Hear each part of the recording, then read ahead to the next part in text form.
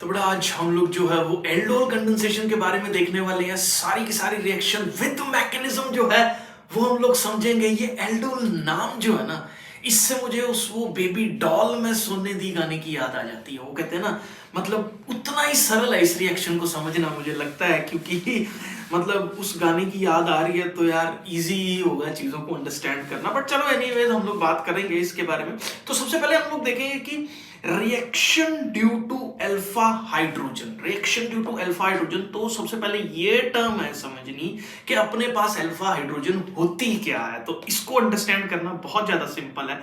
मान लो ये हम लोगों के पास कोई भी कार्बोक्सिलिक ग्रुप है और उसके साथ एक कार्बन जो है वो हम लोगों के पास जुड़ा हुआ है। अगर इस पर्टिकुलर कार्बन पे हाइड्रोजन अटैच है तो इस ग्रुप के जो साथ वाला कार्बन होता है बेटा जी हम लोगों के पास, उसको हम लोग बोलते हैं अल्फा कार्बन। और अगर अल्फा कार्बन के ऊपर हाइड्रोजन अटैच हो तो उस पर्टिकुलर हाइड्रोजन को हम लोग जो है वो अपने पास बोल देते हैं अल्फा हाइड्रोजन। तो इसी की रिएक्शन जो है वो हम लोग अंडरस्टैंड करेंगे कि ये प्री रिक्वायरमेंट है।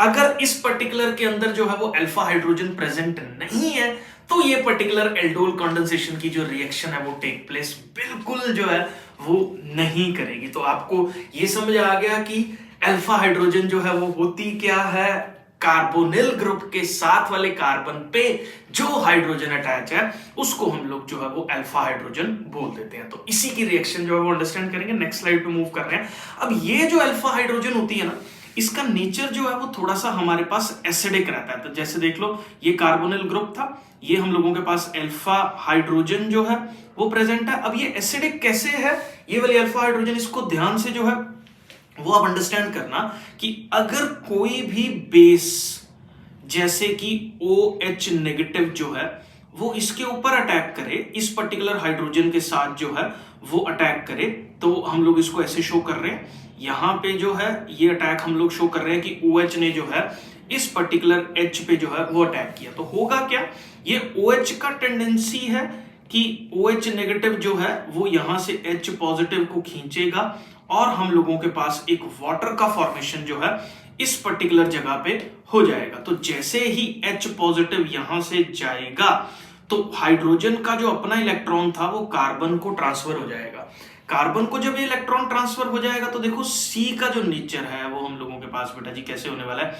C के ऊपर अब एक्स्ट्रा इलेक्ट्रॉन जो है वो आ चुका है क्योंकि हाइड्रोजन वहां से जा चुका है। एक्स्ट्रा इलेक्ट्रॉन आ चुका है, हाइड्रोजन वहां से जा चुका है। और देखिए बेटा जी यहां पे हम लोगों के पास इस तरह का स्ट्रक्चर का फॉर्मेशन जो है वो हो गया क्योंकि बेस आया, बेस ने बेबी डॉल में सोने दी, नो सॉरी, बेस ने जो है वो हाइड्रोजन जो है वो खींच लिया। खींचने के बाद नेगेटिव चार्ज कार्बन के ऊपर जो है वो आ गया। अब ये नेगेटिव चार्ज यहाँ पे रेजोनेंस की कंडीशन जो है वो करेगा। तो यहाँ पे देखो इस पर्टिकुलर जगह पे हम लोगों के पास ये इलेक्ट्रॉन ट्रांसफर होगा और ये वाला बॉन्ड जो है वो हम लोगों के पास क्या करेगा, ब्रेक करेगा। तो यहाँ पे रेजोनेटिंग कंडीशन जो है वो मीट हो रही है, तो जिसकी वजह से ये जो है वो एक स्टेबिलिटी को हम लोगों के पास क्या कर जाएगा, गेन कर जाएगा। कौन से वाला मॉलिक्यूल, ये वाला मॉलिक्यूल जो है वो स्टेबिलिटी को गेन करने की टेंडेंसी जो है वो रखेगा। तो इसका मतलब ये जो कार्बोनिल ग्रुप है इसकी जो अल्फा हाइड्रोजन है उसको लूज करके खुश है। क्यों? क्योंकि इसको रेजोनेंस स्टेबलाइज्ड स्ट्रक्चर का फॉर्मेशन जो है वो करना पड़ रहा है।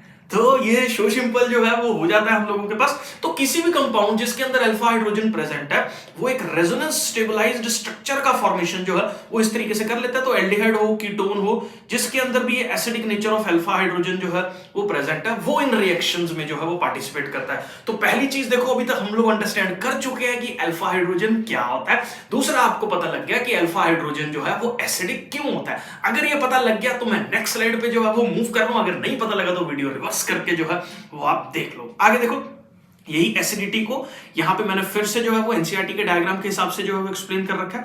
कोई सा भी बेस जो है इस पर्टिकुलर हाइड्रोजन पे अपने आप को अटैक करेगा और ये हाइड्रोजन जो है अपना इलेक्ट्रॉन इसको लूज कर देगी। ठीक है, अब ये देखो कार्बोनिल ग्रुप के साथ वाला जो कार्बन है वो अल्फा कार्बन है।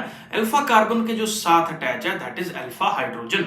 तो यहाँ पे बेस जैसे ही अटैक करेगा, यहाँ पे देखो ये नेगेटिव चार्ज आ गया, और ये रेजोनेंस स्टेबलाइज्ड यहाँ पे जो है वो इस तरीके का फॉर्मेशन करेगा, जिसकी वजह से यहाँ पे डबल बॉन्ड का फॉर्मेशन बन रहा है और यहाँ पे O नेगेटिव जो है वो हम लोगों के पास बन जाएगा। तो एसिडिक नेचर जो है वो कार्बोनिल ग्रुप की स्ट्रॉन्ग इलेक्ट्रॉन विड्रॉइंग ग्रुप जो कि कार्बोनिल प्रेजेंट है उसकी वजह से हो रही है, और एक रेजोनेंस स्टेबलाइज्ड स्ट्रक्चर बन रहा है, और साथ में कॉन्जुगेट बेस का जो है वो फॉर्मेशन हम लोगों के पास यहाँ पे हो रहा है। आई होप बेटा जी ये क्लियर है। नेक्स्ट स्लाइड पे जो है वो मैं मूव कर रहा हूं। तो एल्डोल कंडेंसेशन उस प्रोडक्ट्स के अंदर या उन रिएक्टेंट्स के अंदर टेक प्लेस करती है जिन रिएक्टेंट्स के अंदर अल्फा हाइड्रोजन प्रेजेंट है, और उसको हम लोग अगर डाइल्यूट एल्कली की प्रेजेंस में एज ए कैटलिस्ट जो है वो यूज कर रहे हैं। तो ये सारा का सारा कॉन्सेप्ट जो है ना वो मैं इस पेज पे आपको जो है वो समझा रहा हूं। तो यहां पे सबसे पहले मैं प्रोडक्ट ले लेता हूं अपने पास CH3CHO। ये हम लोगों के पास जो है वो एसिटिक एल्डिहाइड है, एसिटेल्डिहाइड जो है जिसको हम लोग बोल देते हैं। अब सबसे पहले इसकी प्री रिक्वायरमेंट चेक करो बेटा जी। इस एसिटेल्डिहाइड के अंदर ये C डबल बॉन्ड हो कार्बोनिल ग्रुप इस तरीके से प्रेजेंट है, और हम लोगों के पास जो है वो CH2, और यहां पे जो है वो मैं H अलग से करके जो है वो लिख रहा हूं, ठीक है। तो यहां पे देखो बेटा जी, ये हमारे पास जो है वो अल्फा कार्बन है और ये अल्फा हाइड्रोजन जो है वो हम लोगों के पास यहाँ पे प्रेजेंट है। तो इसका मतलब ये एल्डोल रिएक्शन के अंदर पार्टिसिपेट कर सकता है। तो अब इसकी प्री रिक्वायरमेंट क्या है, इस रिएक्शन के अंदर अपने को किस चीज का एडिशन जो है वो हमारे पास करना होगा। इस रिएक्शन के अंदर हमें बेस का एडिशन करना होगा। तो बेस के एडिशन के तौर पे मैं यहाँ पे जो है वो डाइल्यूट NaOH जो है वो डाल रहा हूं। तो डाइल्यूट NaOH करेगा क्या, ये जो OH नेगेटिव है NaOH डाइल्यूट से जो आएगा इस पर्टिकुलर H से जो है वो रिएक्ट करेगा, और हम लोगों के पास इस तरह का कंपाउंड जो है वो फॉर्म करेगा। C डबल बॉन्ड OH आ गया, और यहां पे जो है वो एक नेगेटिव चार्ज वाला कार्बे एनाइन की एक कैटेगरी वाला कंपाउंड जो है वो हम लोगों के पास फॉर्म हो गया। आई होप यहां तक जो है वो क्लियर है। क्योंकि देखो OH नेगेटिव H पॉजिटिव को जो खींच रहा है, तो हम लोगों के पास यहाँ पे जो है वो वाटर का फॉर्मेशन हो रहा है, वाटर का फॉर्मेशन हो रहा है, और यहाँ पे जो है CH2 नेगेटिव जो है कार्बे एनाइन का फॉर्मेशन हम लोगों के पास हो रहा है। अब ये नेगेटिव चार्ज जो है वो ऑब्वियसली बेबी डॉल की तलाश में है, मतलब पॉजिटिविटी की तलाश में है, जहां पे भी इसको जो है वो अट्रैक्शन देखने को जो है वो मिल रही है। अब देखो, जब भी हम लोग रिएक्शन वगैरह करवा रहे हैं तो जरूरी नहीं है ये इकलौता एक ही मॉलिक्यूल जो है वो हम लोगों के पास प्रेजेंट है। बहुत सारे इस तरह के मॉलिक्यूल्स और भी प्रेजेंट होंगे जिनके ऊपर अभी बेस ने रिएक्ट नहीं कर रखा, क्योंकि billions and billions of molecules जो है वो एक पर्टिकुलर जगह पे प्रेजेंट होते हैं। तो यहाँ पे आप लोग देखो थोड़ा सा कि ये दूसरा मॉलिक्यूल इसका CH3C डबल बॉन्ड OH जो है वो किसके साथ रिएक्ट करने वाला है। ये जो मॉलिक्यूल हम लोगों के पास यहां से आया C डबल बॉन्ड OH, ठीक है। अब इसमें जो पॉइंट समझने वाला है वो बेटा जी ये है कि इसके ऊपर पार्शियल पॉजिटिव चार्ज आएगा और इसके ऊपर पार्शियल नेगेटिव चार्ज आएगा। क्यों? क्योंकि ऑक्सीजन एक इलेक्ट्रॉन विड्रॉइंग ग्रुप है, खींच लेता है। जो इलेक्ट्रॉन को खींचने की वजह से जो है ऑक्सीजन के ऊपर हम लोगों के पास एक नेगेटिव चार्ज की टेंडेंसी जो है वो, या नेगेटिव चार्ज जो है वो मंडराने लग जाता है, और कार्बन के ऊपर पॉजिटिव चार्ज जो है फिर अपनी बेबी डॉल की तलाश में जो है वो देखने लग जाता है। तो यहाँ पे बेबी डॉल जो है वो इस पर्टिकुलर पॉइंट पे हम लोगों के पास जो है वो अटैच होने की टेंडेंसी रखेगी। तो ये बेबी डॉल जो ये कार्बन एनायन है, ये हम लोगों के पास जो है इस पर्टिकुलर जगह पे अटैक करेगा, क्योंकि ये एक बहुत ज्यादा फेवरेबल साइट है। पहला रीजन इसके ऊपर पॉजिटिविटी है, दूसरा पॉजिटिविटी क्यों है, क्योंकि ऑक्सीजन के साथ इसका अटैचमेंट हो रहा है जिसके ऊपर पार्शियल नेगेटिव चार्ज जो है वो हम लोगों के पास प्रेजेंट है। अब इसके बाद जो ये रिएक्शन है बेटा जी कैसे टेक प्लेस करने वाली है, तो इन्हीं प्रोडक्ट्स को मैं यहाँ पे जोड़ रहा हूं। तो यहाँ पे देखो हम लोगों के पास किस चीज का फॉर्मेशन जो है वो होगा। यहाँ पे C था और ये जो है ऑक्सीजन, यहाँ पे जो है CH2C डबल बॉन्ड OH। एक बार मैं ये समझा देता हूं आपको, मैं यहां से इसको थोड़ा सा ऐसे कर देता हूं अटैक करवाने के लिए।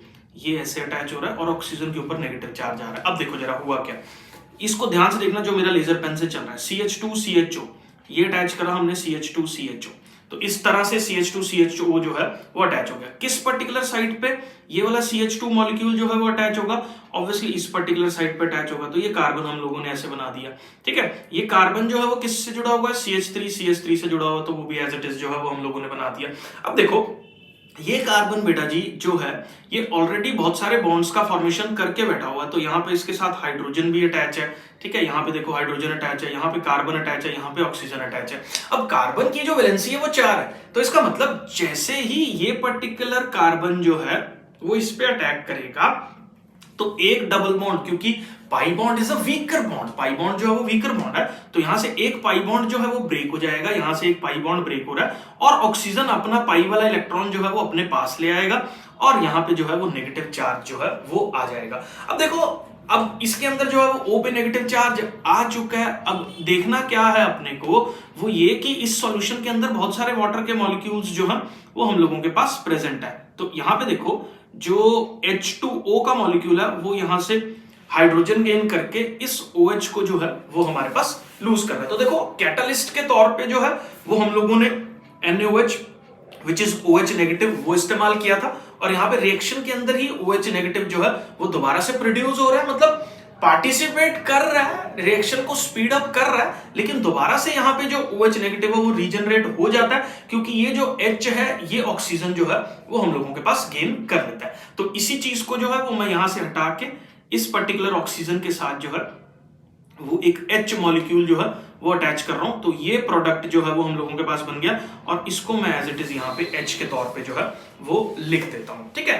तो अब इसमें जो चीज ध्यान देनी है, यहाँ पे देखो ये कार्बोनिल का ग्रुप है हम लोगों के पास बेटा जी, और ये इसका अल्फा कार्बन हो गया और ये इसका बीटा कार्बन जो है वो हो गया। तो अब देखो बीटा कार्बन पे जो है वो कौन से वाला ग्रुप इसके साथ अटैच है, दैट इज हाइड्रोक्सी ग्रुप जो है वो बीटा कार्बन पे अटैच है, ठीक है। तो इसको बीटा हाइड्रोक्सी भी जो है वो हम लोग बोल देते हैं। तो यहां पे देखो बीटा हाइड्रोक्सी कीटोन, ठीक है, तो या beta hydroxy aldehyde, depending upon कि एल्डिहाइड रिएक्ट कर रहा है या कीटोन रिएक्ट कर रहा है। तो इस पर्टिकुलर एग्जांपल के तौर पे अगर मैं देखूं यहाँ पे बेटा जी, तो हम लोगों ने जो है वो एल्डिहाइड का रिएक्शन करवाया, तो इसीलिए यहाँ पे देखो बीटा वाले पॉइंट पे हाइड्रोक्सी कंपाउंड बन रहा है और साथ में जो है ये एल्डिहाइड का फॉर्मेशन जो है वो हम लोगों के पास हो रहा है। तो this is beta hydroxy aldehyde. अगर मैं कीटोन का रिएक्शन जो है वो इस पर्टिकुलर जगह पे करवा रहा हूं तो हमारे पास बीटा हाइड्रोक्सी कीटोन का फॉर्मेशन जो है वो होगा। याद रखो डाइल्यूट NaOH की प्रेजेंस में जो है जब हम लोग हीट करेंगे तो बीटा हाइड्रोक्सी कंपाउंड का जो है वो फॉर्मेशन होगा। तो अब देखो एल्डोल नाम इसका कैसे पड़ा, तो देखो इस कंपाउंड के अंदर अगर मैं बात करूं तो हम लोगों के पास बेटा जी एक तो ये एल्डिहाइड जो है वो फॉर्म हो रहा है, ठीक है, तो ये एल्डिहाइड से मैंने एल्ड लिया तो ये जो है वो एल्डिहाइड फॉर्म हो रहा है और ये साथ में जो है OH, तो ये OH मतलब ये ओल, तो इसीलिए इसका नाम पड़ गया एल्डोल।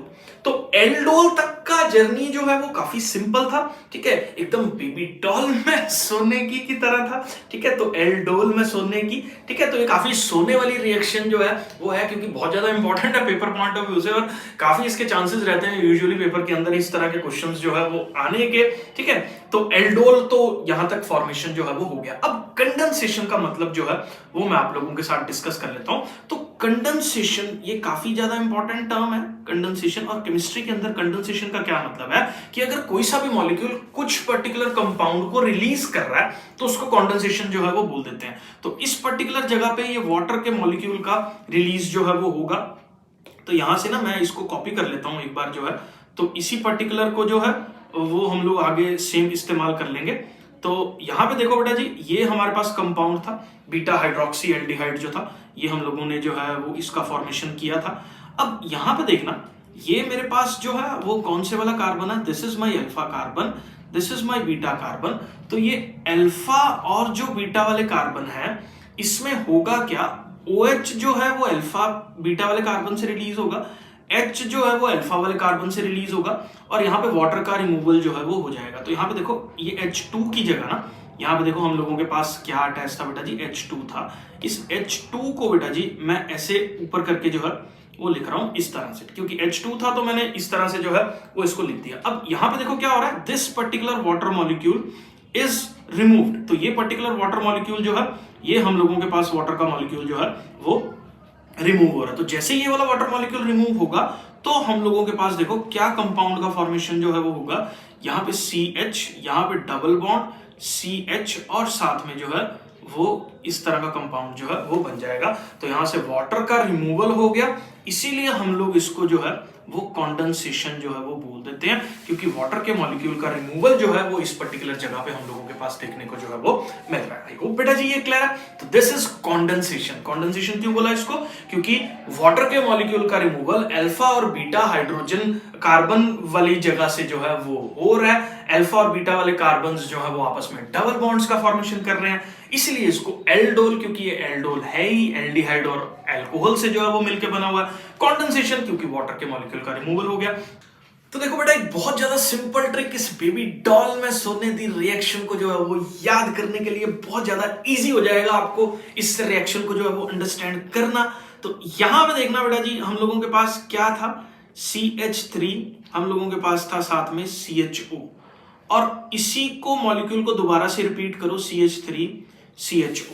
अब क्या करना है बेटा जी आपको, ये CH3 जो यहां पे था, इस 3 को हटा के मैं H2 जो है वो इस तरीके से लिख रहा हूं, और ये जो है मैंने इस तरीके से जो है वो कर दिया। अब क्या करना है आपको, सिंपल इन दोनों मॉलिक्यूल्स को जब आपने एक दूसरे के सामने लिख दिया तो इसका रिमूवल जो है वो आपको कर देना है यहां से। तो ये देखो यहां से जो है वो हमारे पास क्या हो गया, वाटर के मॉलिक्यूल का रिमूवल हो गया, और हमारे पास देखो क्या बन गया, CH3CH, और ये डबल बॉन्ड से जुड़ जाएंगे CH और साथ में C डबल बॉन्ड O, और यहाँ पे जो है वो H आ जाएगा। तो देखो ये वाला प्रोडक्ट और जो ये वाला प्रोडक्ट है ये दोनों सेम है। तो यहाँ पे देखो एक सेकंड में जो है वो आपने आइडेंटिफाई कर दिया बिना किसी मैकेनिज्म के, बस एक जो अल्फा कार्बन वाला हाइड्रोजन है उसको 2 अलग करके लिख दो, और साथ में जो है वो हमारे पास CHO का मॉलिक्यूल जो है वो लिख दो। ठीक है, अब मैं ना किसी और मॉलिक्यूल के लिए इसको जो है वो रिएक्शन को आपको बता रहा हूं। ठीक है, अब मैकेनिज्म्स मैं ऑलरेडी समझा चुका हूं, तो मुझे लग रहा है ट्रिक वाले फॉर्मूला से प्रोडक्ट को डायरेक्टली आइडेंटिफाई करना हम लोग जो है वो सीख लेते हैं। ठीक है,